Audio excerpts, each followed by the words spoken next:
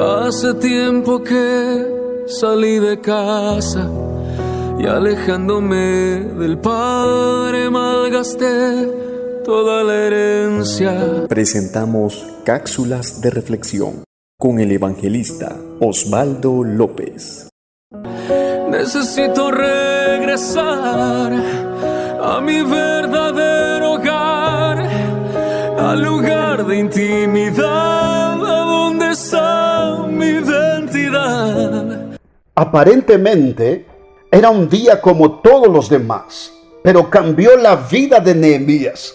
La vida del cristiano sufre un cambio radical desde el momento de su encuentro con Jesús. La vida tranquila de muchos cristianos sufrirá una metamorfosis, por decirle algo, desde el momento de leer este libro, la palabra del Señor. Bendito y alabado es el nombre de nuestro Dios. Era un día como cualquier otro para el siervo Abraham, el padre de la fe, cuando Dios le habló y le dijo que desde ese día caminaría tras él. En Génesis 12:1. Era un día común para Moisés. Otro día de cuidar las ovejas de su suegro Jetro. Pero ese día Dios le habló desde aquella zarza en Éxodo capítulo 3, verso 1 al 4. Era un día más que David andaba apacentando las ovejas de su padre Isaí, cuando llegó el profeta Samuel a su casa para ungirlo como rey de Israel. Primera Samuel 16, verso 1 al 13. Era un día más que araba Eliseo cuando pasó Elías, tirando su manto sobre él, haciéndole un llamamiento como profeta de Dios. Primera Samuel 16, 11 al 13. Por medio de esta palabra, el Señor nos enseña y nos revela cosas gloriosas. Nehemías se interesó en preguntar por los que sufrían en Jerusalén. Nehemías nunca hubiera tenido misericordia, pero era Dios en él quien se interesó en los que sufrían. Y al llamarlo, puso Dios en Nehemías ese mismo sentir. El apóstol Pablo dijo: pero no yo, sino la gracia de Dios conmigo. Primera de Corintios 15, verso 10.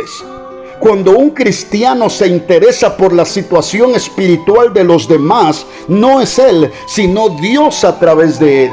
Todo fiel discípulo siempre tiene en mente las palabras de su maestro cuando dijo: porque separados de mí, nada podéis hacer. San Juan 15, 5. Nehemías sintió algo que le impulsaba a preguntar por los que sufrían. Era Dios comenzando a obrar en él. O aprendamos a conocer la obra de Dios en nuestra vida. Pues cada vez que sientas un fuerte impulso por hacer algo a favor de la obra de Dios, no es tu buen corazón, sin Dios poniendo en ti el sentir. La ciudad de Jerusalén estaba destruida por causa de los pecados de Israel. Si Nehemías podría ser usado para la reconstrucción de la ciudad de Jerusalén, era porque Dios les había perdonado la cuenta. Es glorioso saber que todos mis antepasados vivieron esclavos de la idolatría, de la ignorancia, de la palabra de Dios, por causa de sus pecados. Es glorioso saber que todos mis antepasados vivieron esclavos de la idolatría y la ignorancia de la palabra de Dios por causa de sus pecados, y que Dios me escoge a mí para ser el conducto de la reconciliación de ellos, para que puedan venir a los pies de Cristo y reconocer que Él es Dios. El apóstol Pablo dijo: somos embajadores de Cristo. Dios les habla por medio de nosotros. Segunda de Corintios 5:20. Era maravilloso para Nehemías el saber que sus antepasados vieron la ciudad ser destruida por el pecado, pero que él era llamado por Dios para llevar a cabo la reconstrucción.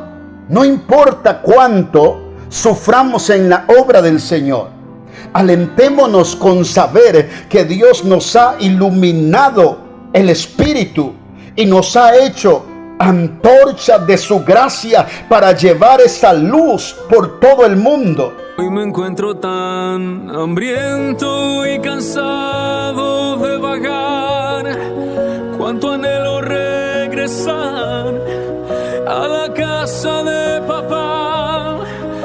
Hemos presentado Cápsulas de Reflexión con el evangelista Osvaldo López. El Señor te bendiga.